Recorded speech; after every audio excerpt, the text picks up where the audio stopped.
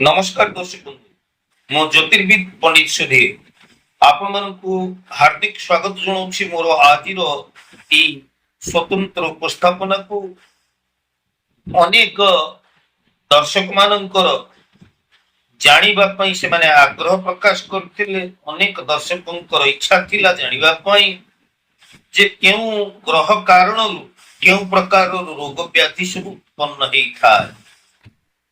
तबे आमर जे 9टी ग्रह रही ये 9टी ग्रह किभଳି भाबरे आम शरीर में कि प्रकार रोग सृष्टि करती यही संपर्क रे आज आमे जानिबा। तेबे प्राचीन आयुर्वेद शास्त्र सेथिरे चरक मुनि कहिचंती जे वात पित्त एवं कफ ई त्रिदोष अनुसार ग्रहजात रोग गुड़िक सृष्टि होता है एवं तार लक्षण गुड़िक मनुष्य शरीर में देखा जाता है। ग्रह मानकर प्रतिकूल स्थिति मनुष्य और वातावरण मध्य थिबा शक्ति प्रवाह को प्रभावित करिथाए। यार असंतुलन प्रभाव फल नाना प्रकार रोग विकार आम शरीर में उत्पन्न होता है। तेबे आज भिडियो आम आलोचना करने जाऊे रवि ग्रह जो उत्पन्न रोग और यार समस्या। दर्शक बंधु रवि ग्रह एक पित्त प्रकृति विशिष्ट ग्रह। पित्त प्रकृति वृद्धि होगा फल मनीष बलवान हेबा तथा दुर्बल हेबा उभय स्थिति रे समस्या उत्पन्न करि पारे। जेतेबेले मनीषर शरीर में पित्त प्रकोप वृद्धि पाए सेतबेले मनीष बलवान हो पारे बा से मनीष की दुर्बलतार शिकार हो पाए। रवि ग्रह होची शरीरर मुख्य अंगर कारक। मुख्य अंग मध्य रे आमर मस्तिष्क आमर हृदय हार्ट आमर चक्षु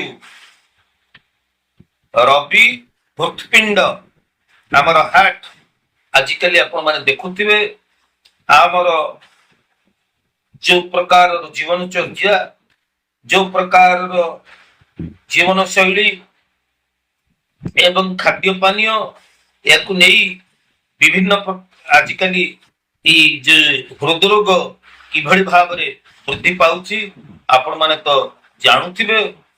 तेबे एई रवि ग्रह हृत्पिंड मस्तिष्क हृदय एवं चक्षुर प्रधान ग्रह।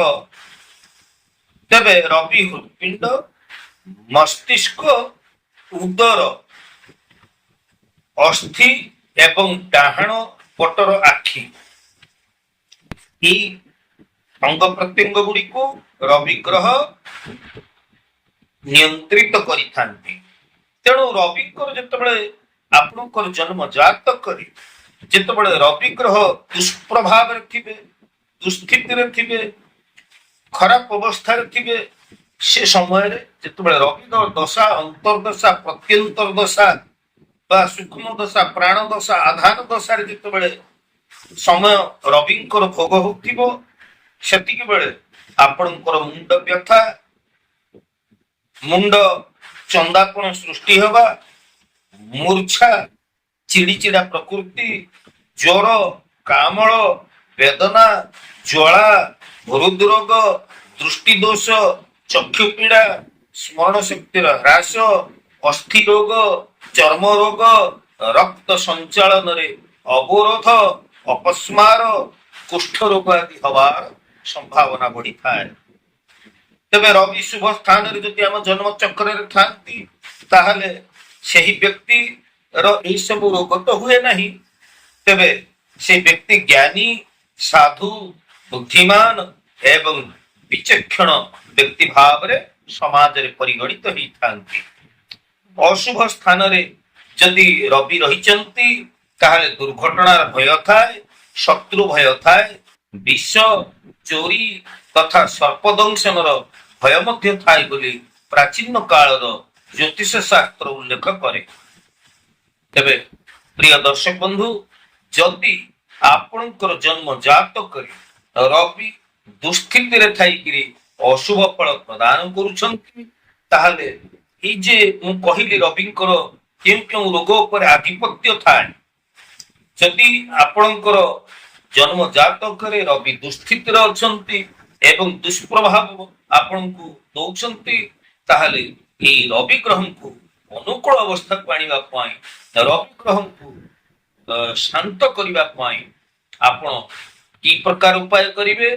ମନେ ରଖନ୍ତୁ ଦର୍ଶକ ବନ୍ଧୁ, ଆପଣ ରୋଗ ପାଇଁ ଡାକ୍ତରୀ ଚିକିତ୍ସା ହେବେ, ତତ୍ ସହିତ ଜ୍ୟୋତିଷୀୟ କିଛି ପ୍ରତିକାର ମଧ୍ୟ ଆପଣ ପାଳନ କରିବେ, ଯାହା ଦ୍ୱାରା ରବି ଗ୍ରହ ଆପଣଙ୍କର ଅନୁକୂଳ ଅବସ୍ଥାକୁ ଆସିବେ। ଆପଣଙ୍କର ଚିକିତ୍ସକ ଯେ ଖୁବ ଶୀଘ୍ର ଆପଣଙ୍କୁ ଚିକିତ୍ସା କରି ଆରୋଗ୍ୟ ମଧ୍ୟ କରିଦେଇ ପାରିବେ।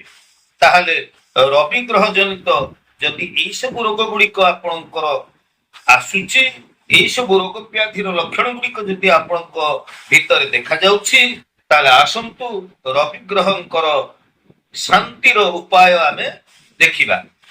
ଦର୍ଶକ ବନ୍ଧୁ, ଜ୍ୟୋତିଷ, ବାସ୍ତୁ ଏବଂ ଧର୍ମ ବିଷୟକ ମୋର ଏଇ ଐତିହାସିକ ଚ୍ୟାନେଲକୁ ଯଦି ଆପଣ ନୂଆ କରି ଭିଜିଟ କରିଛନ୍ତି, ନିଶ୍ଚିତ ଭାବରେ ମୋର ଭିଡିଓକୁ ଆପଣ ମାନେ ଲାଇକ୍ ଟିକେ କରିବେ, ନୂଆ କରି ଦେଖୁଥିଲେ ସବସ୍କ୍ରାଇବ କରିବେ ଏବଂ ମୋର ଭିଡିଓକୁ ଆପଣ ମାନଙ୍କର ପ୍ରିୟ ପରିଜନ ପାଇଁ ବହୁଳ ପରିମାଣରେ ସେୟାର ମଧ୍ୟ କରିବେ। ତେବେ ରବି ଗ୍ରହଙ୍କୁ ଅନୁକୂଳ ଅବସ୍ଥାକୁ ଆଣିବା ପାଇଁ ଆମେ ପ୍ରତ୍ୟେକ ଦିନ ସ୍ନାନ ପରେ ସୂର୍ଯ୍ୟଙ୍କୁ ନମସ୍କାର କରିବା। ସୂର୍ଯ୍ୟଙ୍କୁ ନମସ୍କାର କରିବା, ଉର୍ଦ୍ଧ ହସ୍ତରେ ନମସ୍କାର କରିବାର ଯୋଉ ରହିଛି ବିଧାନ, ଯେଉଁ ରହିଛି ନିୟମ, ଆକୁ ଆପଣ ଯୋଗ ଶାସ୍ତ୍ରରେ ରହିଛି। ତେବେ ଆଜିକାଲି ତ ଆପଣ ମାନଙ୍କର ଉପଲବ୍ଧ ହେଲାଣି ସବୁ ୟୁଟ୍ୟୁବରେ, ଆପଣ ଦେଖିବେ ସୂର୍ଯ୍ୟ ନମସ୍କାର କେମିତି କରାଯାଏ, ଆପଣ ସେଠିକି ଶିଖି ନିଅନ୍ତୁ ଏବଂ ଉର୍ଦ୍ଧ ହସ୍ତରେ ପ୍ରତ୍ୟେକ ଦିନ ସ୍ନାନ ପରେ ବାରମ୍ବାର ଆପଣ ସୂର୍ଯ୍ୟଙ୍କୁ ନମସ୍କାର କରନ୍ତୁ। କାରଣ ନମସ୍କାର ପ୍ରିୟ ଭାନୁ, ସୂର୍ଯ୍ୟ କେବଳ ନମସ୍କାର ଦ୍ୱାରା ହିଁ ସେ ଶାନ୍ତ ହେଇଥାନ୍ତି ଏବଂ ସୂର୍ଯ୍ୟ ଗ୍ରହ କେବଳ ନମସ୍କାର ଦ୍ୱାରା ହିଁ ସେ ତାଙ୍କର ଶୁଭ ଫଳ ଆପଣଙ୍କୁ ପ୍ରଦାନ କରିଥାନ୍ତି। ଏଥିସହିତ ଆପଣ ସୂର୍ଯ୍ୟଙ୍କୁ ବିଶେଷ ଅର୍ଘ୍ୟ ମଧ୍ୟ ପ୍ରଦାନ କରିପାରିବେ। ସୂର୍ଯ୍ୟଙ୍କୁ ବିଶେଷ ଅର୍ଘ୍ୟ ପ୍ରଦାନ କରିବାକୁ ହେଲେ ଆପଣ ମିଠା ଜଳ, ଗୁଡ଼ ପାଣି ବା ଆପଣଙ୍କର ମିଶ୍ରି ବା କନ୍ଦ ବା କୌଣସି ପ୍ରକାର ମିଠା ପାଣି ଆପଣ ସୂର୍ଯ୍ୟଙ୍କୁ ଅର୍ଘ୍ୟ ଦେଇପାରିବେ। ତେବେ ଧ୍ୟାନ ଦେବାର କଥା, ଆପଣ 4 ଥର ସୂର୍ଯ୍ୟଙ୍କୁ ଅର୍ଘ୍ୟ ପ୍ରଦାନ କରିବେ।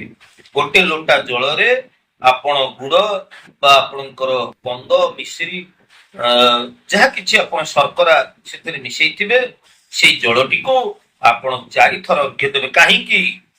ଯଦି ଆପଣ ସୂର୍ଯ୍ୟ ଉଦୟ ଠାରୁ 1 ଘଡ଼ି ମଧ୍ୟରେ ଆପଣ ଅର୍ଥାৎ 48 ମିନିଟ ଭିତରେ ଯଦି ଆପଣ ସୂର୍ଯ୍ୟ ଉଦୟରୁ ଯଦି ଆପଣ ଅର୍ଘ୍ୟ ପ୍ରଦାନ କରୁଛନ୍ତି, ତାହେଲେ 3 ଥର ଦେବେ। ଯଦି ବିଳମ୍ବିତ ହେଇଯାଉଛି ଆପଣଙ୍କର ସ୍ନାନ କରିବାରେ, ସୂର୍ଯ୍ୟଙ୍କୁ ଅର୍ଘ୍ୟ ଦେବାରେ, ତାହେଲେ ସୂର୍ଯ୍ୟ ଉଦୟର 48 ମିନିଟ ପରେ ଆପଣଙ୍କୁ ପ୍ରାୟଶ୍ଚିତ ସ୍ୱରୂପ ଆଉ ଗୋଟିଏ ଥର ଅର୍ଘ୍ୟ ଦେବାକୁ ହୁଏ। ଏମିତି ଆପଣ 4 ଥର ଅର୍ଘ୍ୟ ପ୍ରଦାନ କରିବେ, ସୂର୍ଯ୍ୟଙ୍କୁ ନମସ୍କାର କରିବେ। ଏହା ଦ୍ୱାରା ସୂର୍ଯ୍ୟ ଗ୍ରହ ଆପଣଙ୍କର ଜନ୍ମ ଜାତକରେ ଅଶୁଭ ସ୍ଥିତିରେ ଥିଲେ ମଧ୍ୟ ସେ ଅନୁକୂଳ ଅବସ୍ଥାକୁ ଆସିବେ ଏବଂ ସୂର୍ଯ୍ୟ ଆପଣଙ୍କ ପାଇଁ ଶୁଭ ଫଳଦାୟୀ ହେବେ। ତେବେ ଦର୍ଶକ ବନ୍ଧୁ, ଆଜିର ଏହି ଉପସ୍ଥାପନାଟି ନିଶ୍ଚିତ ଭାବରେ ଆପଣଙ୍କ ପାଇଁ ବାଦେଇ ହେଇପାରିଥିବ। ପରବର୍ତ୍ତୀ ଭିଡିଓରେ ଆମେ ଜାଣିବା ଯେ ଚନ୍ଦ୍ର ଗ୍ରହ ପାଇଁ କେଉଁ ପ୍ରକାର ରୋଗ ସବୁ ଉତ୍ପନ୍ନ ହୁଏ ଏବଂ ତା ପାଇଁ କଣ ରହିଛି ନିରାକରଣ। ତେବେ ଆଜିର ଏଇ ଉପସ୍ଥାପନାଟି ଆପଣଙ୍କୁ କେମିତି ଲାଗିଲା, ଆପଣଙ୍କର ସୁଚିନ୍ତିତ ମତାମତ ଅପେକ୍ଷାରେ ମୁଁ ଜ୍ୟୋତିର୍ବିଦ ସୁଧୀର। ଜୟ ଜଗନ୍ନାଥ।